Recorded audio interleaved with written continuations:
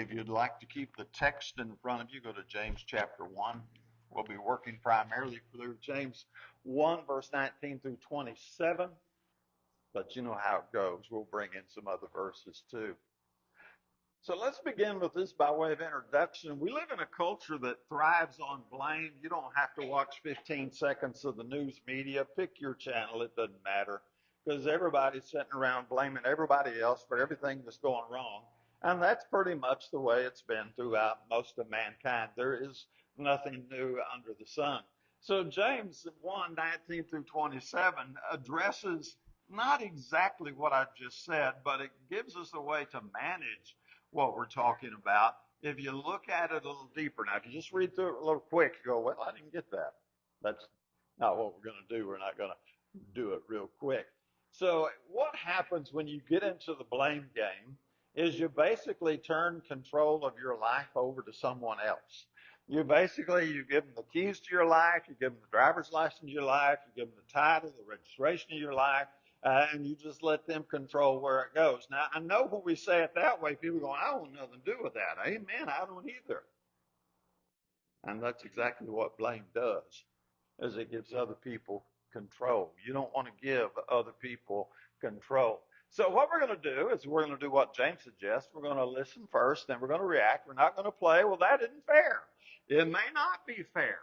How many times has sitting around whining and being absolutely correct, going, well, that's not fair, changed anything in your life? How many times did Washington look down on you and go, well, you know, they're right. That's not fair. Let's change policy. How many times did corporate at work go, well, you know, that's right. Let's change policy because somebody feels like it's unfair. You know, it just, come on. It's, you know, doesn't work. I can't believe they said that to me. Well, I can't either sometimes, but that's the way life works, right? They made me react that way. Okay, now here's where you get to see that you're giving away control. People can say anything they want to say to you. You choose how you react to it. Now, that's a tough one, but that's reality. You choose how you react to the things that are said to you. And so these are basically signs of giving away control. And I'm going to tell you, no, don't give away your control. This is a crazy world. There's enough unexpected going on in it. You need all the control you can find and manage to navigate what's in front of you. So James says, this you know, my beloved brethren, everyone must be quick to hear, slow to speak, slow to anger, for the anger of man does not achieve the righteousness of God. And I'm going to put, just to connect the dots for you, the blame game into the anger of man category, and it doesn't achieve the righteousness of God. So basically, James says, what I want you to do, I want you to listen, or maybe the situations you need to observe. I want you to be slow to speak. Don't overreact. Don't get into a knee-jerk reaction. Slow to anger. Really think things through. And I would take it beyond that. I think this is good advice. Count to 10. How many times have you heard that before you say anything? Count to 10. Sometimes you need to count to 100 or longer. Sometimes, and this is wise, and now I know it won't work in every situation, but you can just look at the situation you're in, whoever you're talking to, and go, look, I need 5 minutes. I'm going to walk away for 5 minutes. I'm going to be back in 5 minutes, and we're going to pursue this. But I just need to step away and take a breath. And you step away and take a breath, and they're going to have to take a breath too. And that's going to help things not go too sideways. So you're not responsible for what other people do. And this is where we get mixed up. Bad things do happen. There are unfair things. There are evil things said to you. That is the reality of life. You are not responsible for that, but you are responsible for how you respond to it. And the moment I give my response and excuse, you made me, who's in the driver's seat? Who do you want to be in the driver's seat? Now, I don't know about you, but I want to be in the driver's seat, which means I can recognize what somebody said, whether it was okay or it was just the worst thing you can imagine, but I want to be the one that takes the next best step I can in the situation I'm in. So get rid of your excuses. Quit that. I'd do better if my life were different. I can't help but go, well, duh. Well, if I'd been born in a better family, I'd been born in a better time, I'd been born into more money, I'd been born into a more academic group, I'd been born into a more loving parent, born into a more loving extended family. Come on, we can run excuses and excuses and excuses with if my life were different. It's not. You were born where you were born, in the situation you were born, to the people you were born, and there's nothing we can do about it except play the best game we can with a hand life dealt us. That's your only option. That's it. Yes, things were unfair. Absolutely. Now, what's whining and moan about it going to change? Absolutely nothing. It's just going to give up some of my joy. Well, I'm going to start tomorrow. Tomorrow's going to be a better day. I don't know what we're going to get tomorrow, but anyway, how about that's just the way I am? Okay, we could really run on this one in a second, but I'm going to say, okay, that may be the way you are, but now you're Christian. And Christians don't run on this excuse. That's just the way I am. That's just the way God made me. Oh, no, it's not. If that's just the way I am is a valid excuse for the whining I want to do, then let me ask, why is that not a valid excuse for the homosexual that says, well, this is just the way God made me? And I'm going to go, oh, no, that don't work, buddy. I'm sorry. That's not the, no, no. And yet we get into some other little whiny thing, and you'll hear brethren say it, well, that's just the way I am. Well, you need to get over the way you are. Because later on we'll have 1 Corinthians 11:1. We're supposed to be learning to imitate Christ, not defend the way we are. So excuses are barriers. And the toughest barriers to overcome are the barriers that we individually set up in our own life. Those are the ones that are going to defeat us. Somebody else set up a barrier, we're like, oh, no, no, not my, no, me. I'm going around that one. But if we set up the barrier, then all of a sudden we defend it. What's my barrier? I got to defend it. No, you got to tear it down. James 1:21, therefore putting aside all filthiness and all that remains of wickedness and humility, receive the word implanted, which is able to save your soul. Now again, when I look at filthiness here and and all that remains of wickedness, I'm afraid what we do is we think of the extreme. That's the alcoholic, that's the homosexual, that's the rapist, that's the murderer. Well, that's all wicked, yes. But all filthiness and all that remains of wickedness also includes my little whiny crybaby's disposition that won't stand up and take responsibility for my own life, when the Bible says we're each accountable for our own life, and we will stand at the judgment seat of Christ and give an account for the deeds done in the body. When I deny my accountability and my role in situations, that's part of filthiness. That is part of wickedness. It just doesn't stand out as obvious as the guy who's home half drunk, beating his wife and abusing his kids, does it? So we remove whatever's holding us back, because as we sing, I'm pressing on the upward way, new heights I'm gaining day by day. I'm trying to get better. I'm trying to get better. And what we have to do is find out, okay, what's holding me back? Where am I messing up? What's the pink elephant in the room I'm refusing to look at? And now I'm going to look at it square in the eyes. And we're going to deal with it. That's tough. So excuses are just a form of self-deception. We see this in the Bible. Christ is doing the parable, and one guy says, well, I bought a field. The other guy says, well, I need to go test my oxen. And one guy goes, I just got married. That's all in Luke 14:16 beginning.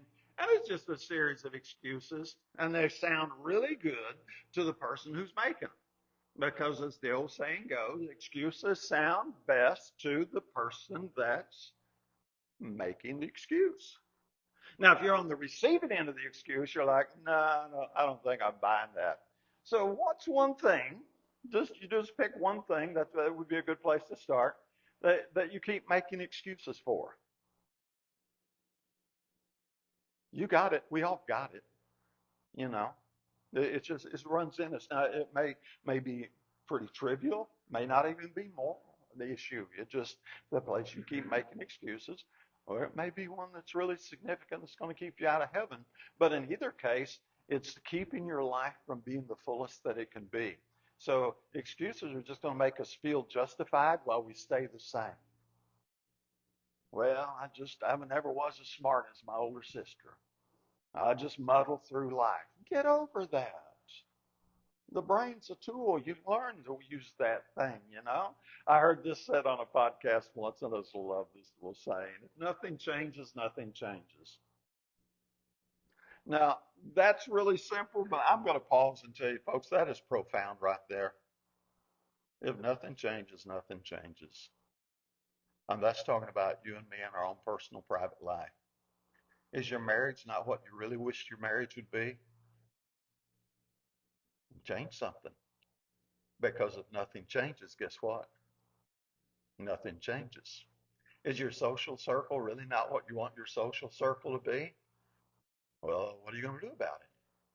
Because if nothing changes, oh, nothing changes, right? Is your relationship with God not what you really thought it ought to be? What are you going to do about it? Well, if nothing changes, nothing changes. Is your physical health, your mental health, your emotional health really not where you want it to be? What are you going to do about it? There's a path forward. There's always a path forward. The only time there's not a path forward is either you have got into total dementia, your brain doesn't work anymore. We'll give you a pass on that. Now, we're going to stick you in a nursing home because you can't take care of yourself anymore. But we'll give you a total pass if you have total dementia or you're dead. Otherwise, there is a path forward.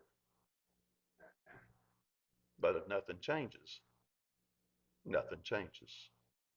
And the point of this lesson is you've got to own it and you've got to be the one to decide, not me.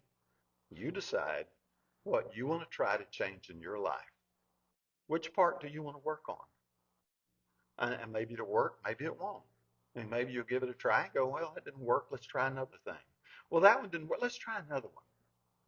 Because you keep trying, you're going to find the thing that makes the change. But if you keep making excuses, well, I don't have time for that right now. I just got married. I really need to pay attention to my wife. And nothing changes. Nothing changes. So no one can take responsibility for you. Blame is the path of least resistance, and man, is it ever. Man, it just feels so good.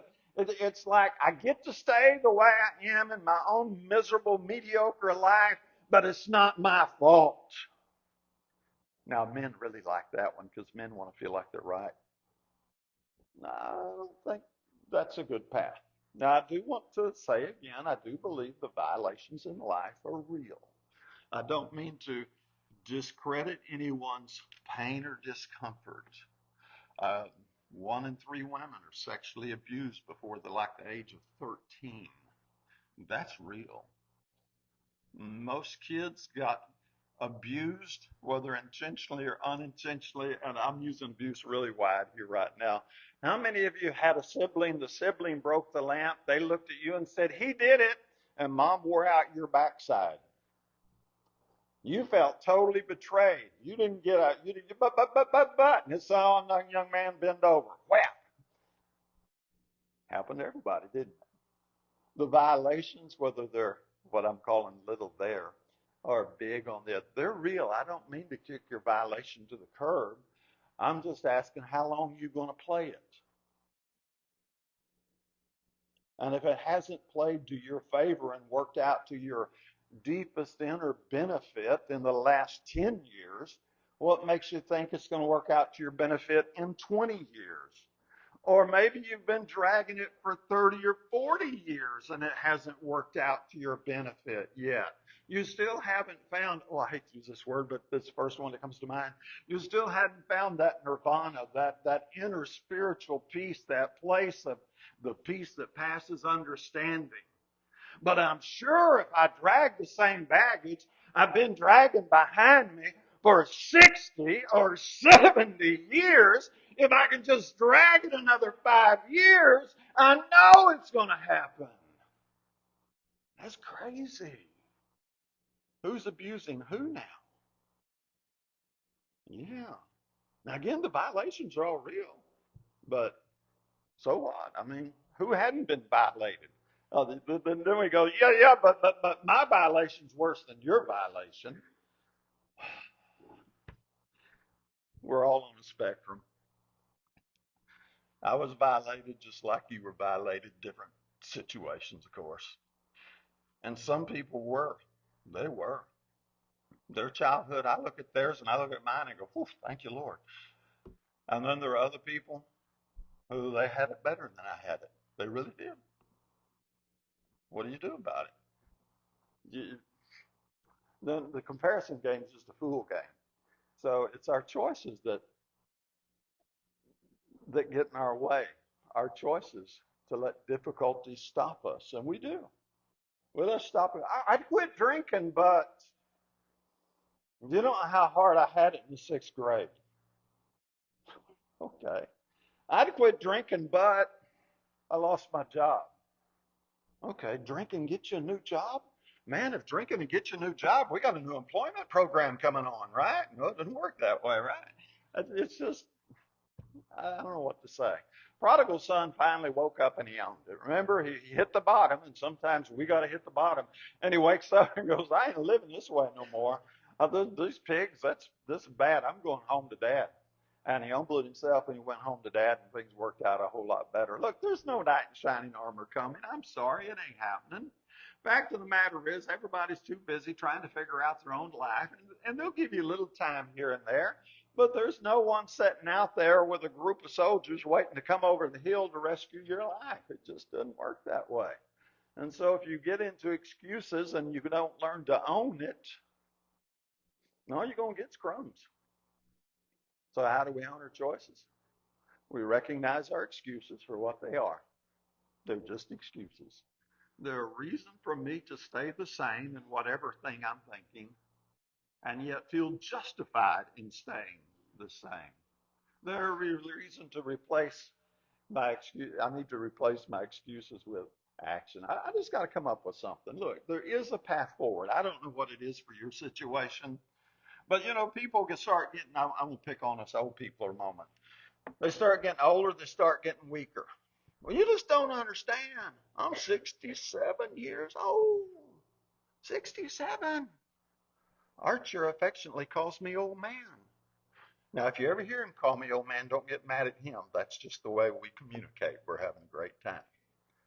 Now, my granddad was already retired and housebound at my age because grandma didn't want him to do anything, and he sat down and quit.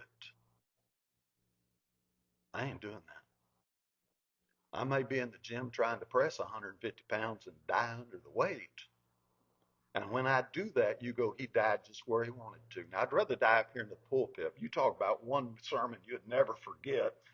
He was right in the middle of the verse, and he said, but I'll take Planet Fitness, I'll take the dojo, I'll take any activity. But look, you get old, and life starts creeping in on you, and limitations do happen. Okay. Am I going to sit around and go, yeah, but I'm old? I've known people have bellyached about being old ever since I've known them. I'm like, get over it. Make a plan forward. There is a plan forward. There are nutritional options, there are exercise options, there are physical therapy options. There are options. I don't want to do that one. I don't like to take vitamins. I don't want to watch what I eat. Okay, you do you, I'll go do me.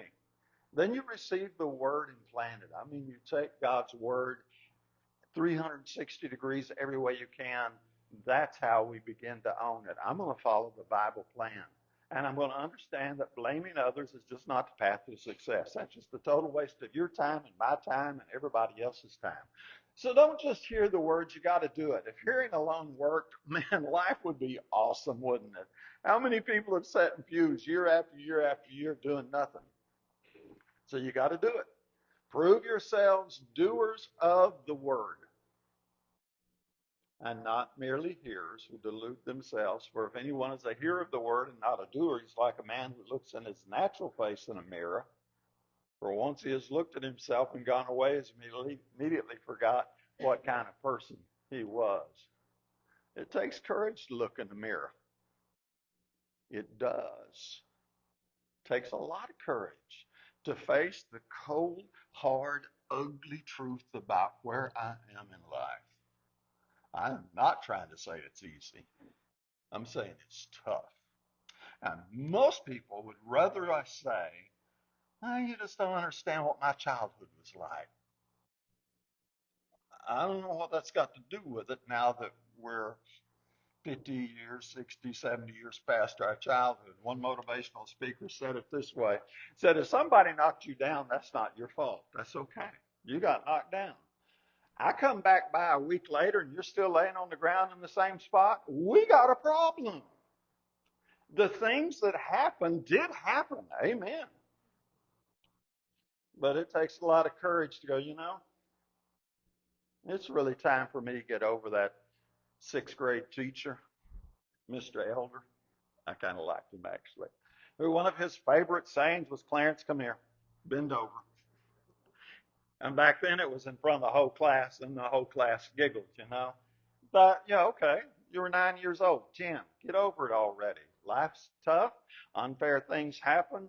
It takes courage to look at that and go, but I'm a grown man now. And I am. That's what we do. So the victim mindset. Today is not the day. No, today doesn't feel right. I'm waiting to feel ready. That doesn't happen very often, does it? Someone else has to take the first step. Now, this happens in relationships a whole lot of time. Somebody's not happy with where their marriage is at or other relationships. Just pick a relationship, one or two of them. They go, this really hasn't been satisfying. And when they make a change, I'll start changing. Don't you do it. Don't you do it. It was the old, let me get my book right, Love Dare. They did a little movie on it, and then there was a book on it. And it's a way to transform your relationship without even having to talk to the other person about it. And this is all it does. So you got a husband and wife, and whatever the book is, I got it on my shelf. We'll look it up if you need to. And and the husband is in a horrible marriage in the movie. They're about to divorce. And the last thing he wants is a divorce. And then his dad comes to him and says, son, your mom and I, we were about to divorce too. And this is how we changed it. And then they just started doing nice things for their mate. That was it. They just planted happy seeds, if I can call it that. And they took the first step. And in the wonderful way that Hollywood works, the marriages were saved. So I'm going to start where I'm at. I'm going to start right where I'm at, and I'm going to learn as I go. I don't know where I'm going exactly, but I'm going to take a step and I'm going to move forward. I'm going to get out of the boat. And that is encouraging right there, because Peter got out of the boat. Now, everybody likes to get Peter out of the boat and go, yeah, but he fell. Okay, Peter got out of the boat. Peter did stumble, messed that one up a little bit. Who was one of the inside three disciples of Christ picking? Peter. And how many sermons have you heard preached about the 11 that stayed in the boat praising them? Never, ever, ever. Never, never, never, ever. Get out on the field, take a hit, fumble the ball. Okay. Stay on the bench. We don't praise you for staying on the bench. Growing's a process of stumbling forward. That's all it is. Once you can get your head around that, then you free yourself up. So you identify, I'm going to say one area. I would not go over 3 areas, depending on how big that one area is. Identify one area you want to learn to work on, and then identify a path. Okay, this is what I'm going to do. Give yourself a game plan. Now, you always get to back up and reevaluate that game plan, and then hold yourself accountable. Did I actually do what I said I was going to do? Take that long, hard look in the mirror. That's back to James 1:23. So you look at your natural face in the mirror, and you go, okay, I see some stuff to fix.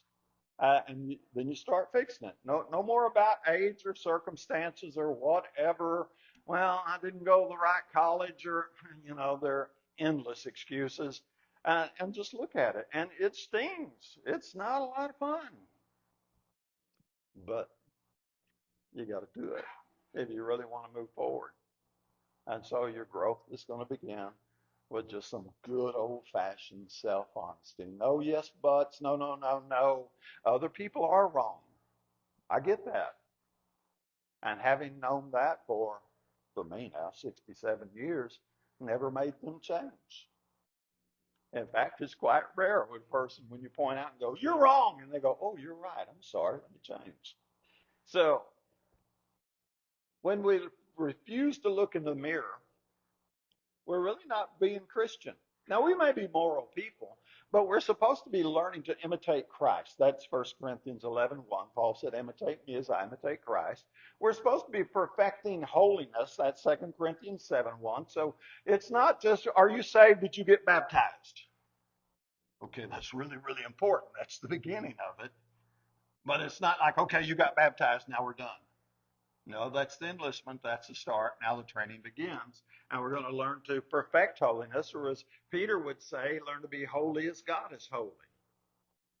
But if I will never look at me and identify my flaws, then how am I ever going to be holy as God is holy, as long as I'm pretending I don't have any flaws? And as long as I'm playing, yeah, but over there, he's got a bigger flaw.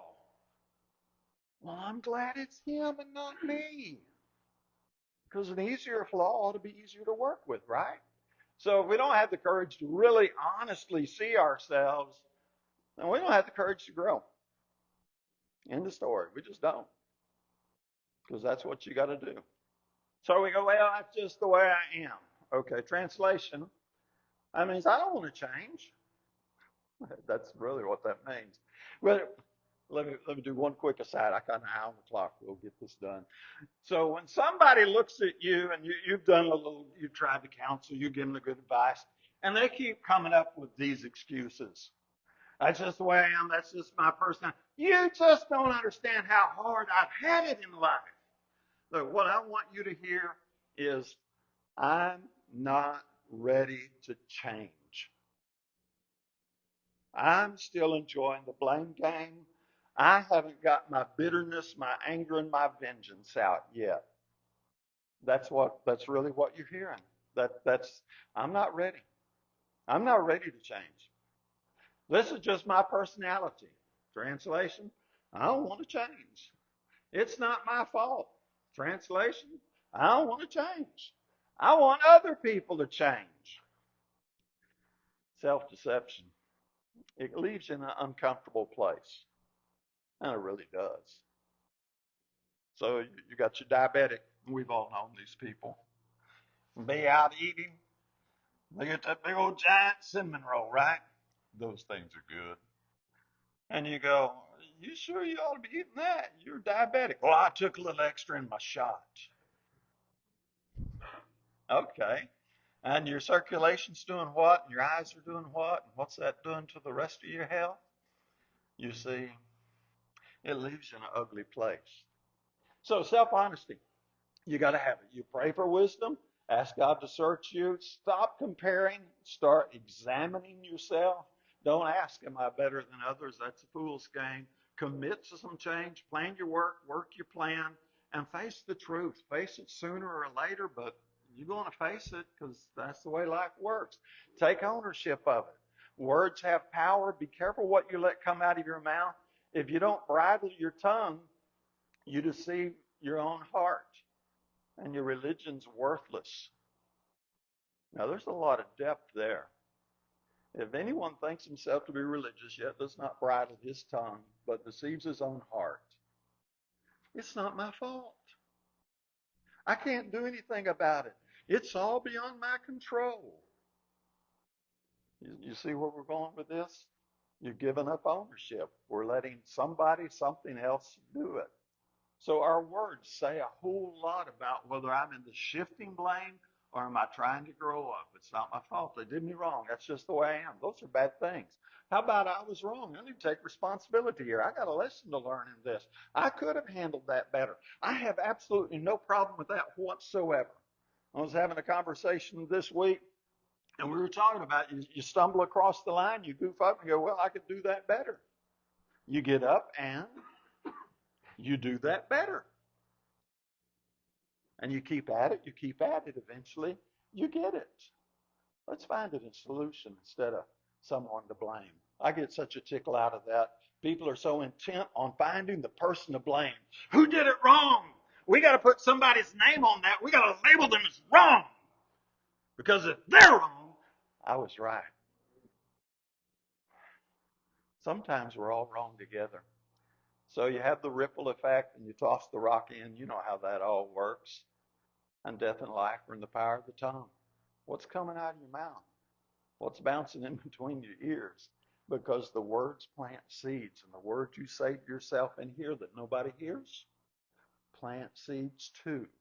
As long as you're going, I can't, your body goes, no, you're right, you can't, and it defends that crazy. So pause. Pause before you speak. Pause before you react. Is this going to hurt or help others? Is this going to hurt or help me? Take responsibility for your own words. Simple stuff, isn't it? And if you spoke too recklessly, apologize. And, I know some people have a lot of trouble going, I'm sorry. Okay. What if you just try this one? And didn't quite come out right, did it? Okay. Is that an official apology? Maybe not, maybe so, depending on how technical you want to get. Is it an acknowledgement that I didn't do it right? Yes, it is. And you know what I have found that not all the time, but most of the time when you have said something stupid and you back up and go, yeah, that didn't come out right, did it? People go, no, it didn't. But they're a lot more receptive to give you a second try than when you get stubborn and want to back up and double down on it.